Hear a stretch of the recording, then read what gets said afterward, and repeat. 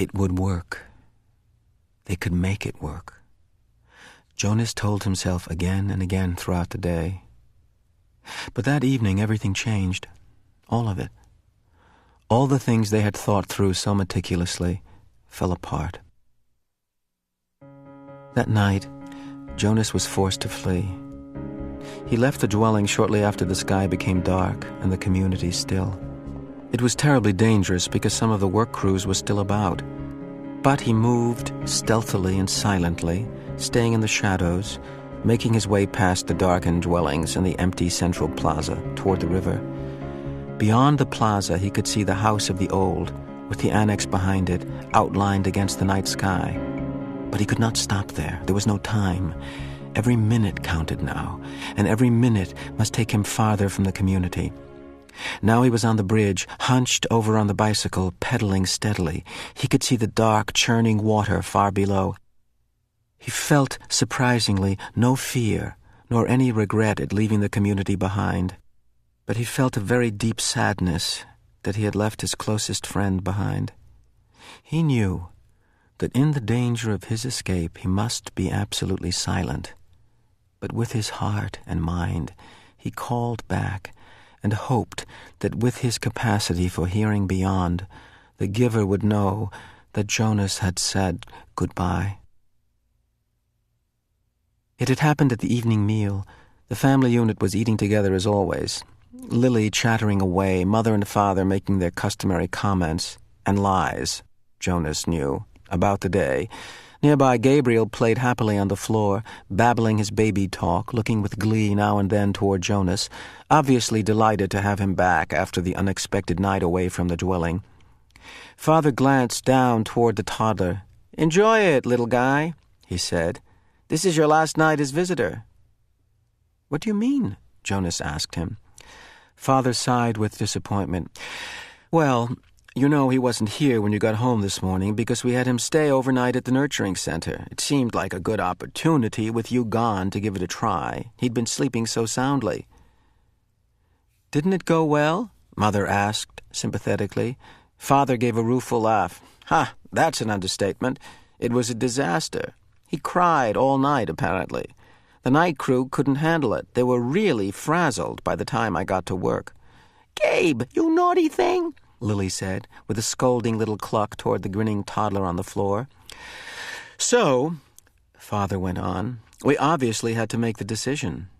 Even I voted for Gabriel's release when we had the meeting this afternoon." Jonas put down his fork and stared at his father. "Release?" he asked. Father nodded. "We certainly gave it our best try, didn't we?" "Yes, we did," Mother agreed emphatically. Lily nodded in agreement, too. Jonas worked at keeping his voice absolutely calm. "When?" he asked. "When will he be released?" "First thing tomorrow morning. We have to start our preparation for the naming ceremony, so we thought we'd get this taken care of right away." "It's bye-bye to you, Gabe, in the morning," Father had said in his sweet, sing-song voice.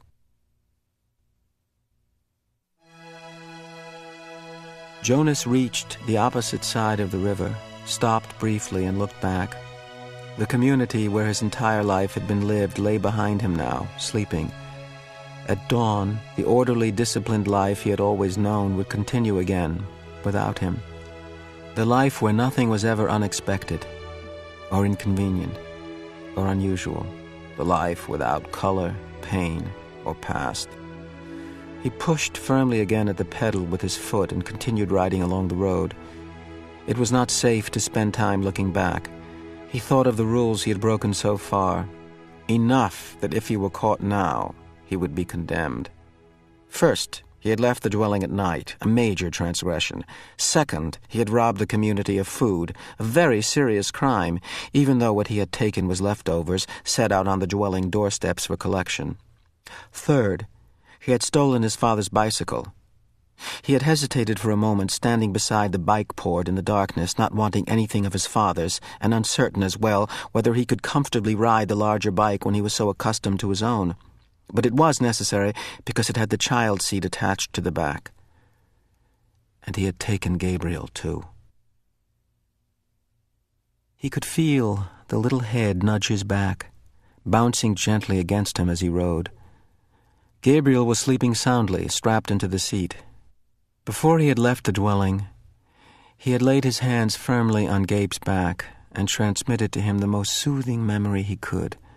A slow swinging hammock under palm trees on an island someplace at evening, with the rhythmic sound of languid water lapping hypnotically against a beach nearby. As the memory seeped from him into the new child, he could feel Gabe's sleep ease and deepen.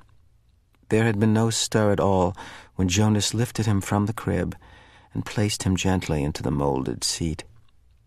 He knew that he had the remaining hours of night before they would be aware of his escape, so he rode hard, steadily, willing himself not to tire as the minutes and miles passed. There had been no time to receive the memories he and the giver had counted on, of strength and courage, so he relied on what he had and hoped it would be enough. He circled the outlying communities, their dwellings dark. Gradually the distances between communities widened, with longer stretches of empty road. His legs ached at first. Then, as time passed, they became numb. At dawn, Gabriel began to stir. They were in an isolated place. Fields on either side of the road were dotted with thickets of trees here and there. He saw a stream and made his way to it across a rutted, bumpy meadow. Gabriel, wide awake now, giggled as the bicycle jolted him up and down.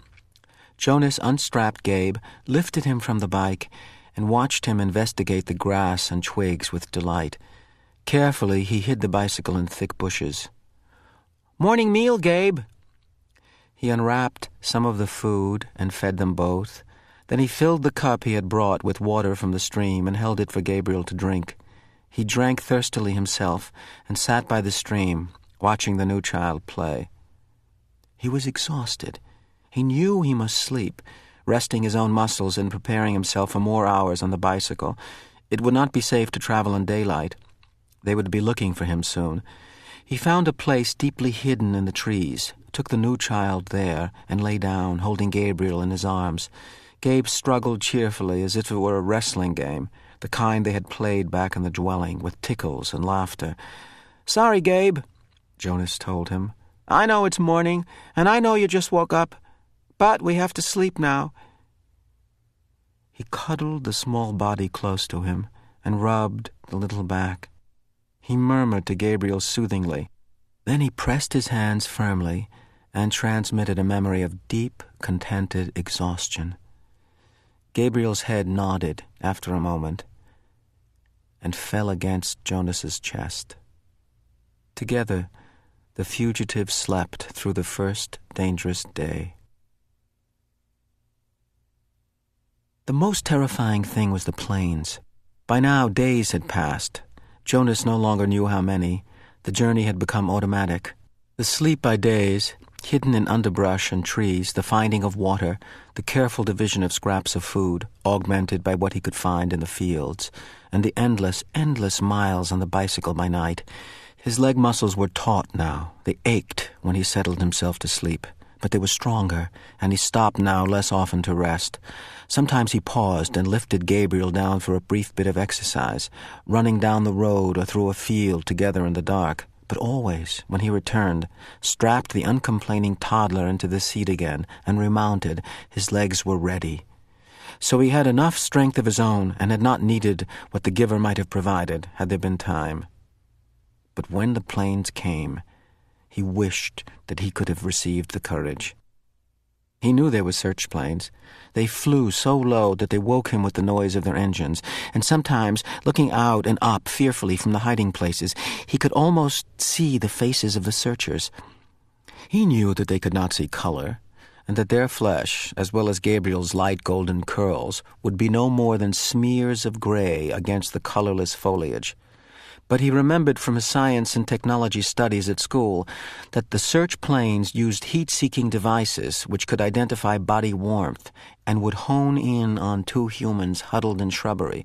So always, when he heard the aircraft sound, he reached to Gabriel and transmitted memories of snow, keeping some for himself.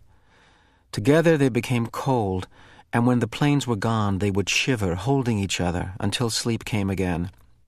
Sometimes, urging the memories into Gabriel, Jonas felt that they were more shallow, a little weaker than they had been. It was what he had hoped and what he and the giver had planned, that as he moved away from the community, he would shed the memories and leave them behind for the people. But now, when he needed them, when the planes came, he tried hard to cling to what he still had of cold and to use it for their survival. Usually the aircraft came by day when they were hiding. But he was alert at night, too, on the road, always listening intently for the sound of the engines. Even Gabriel listened and would call out, "Plane! Plane!" sometimes before Jonas had heard the terrifying noise.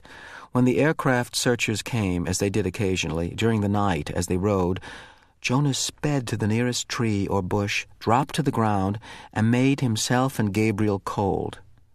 But it was sometimes a frighteningly close call.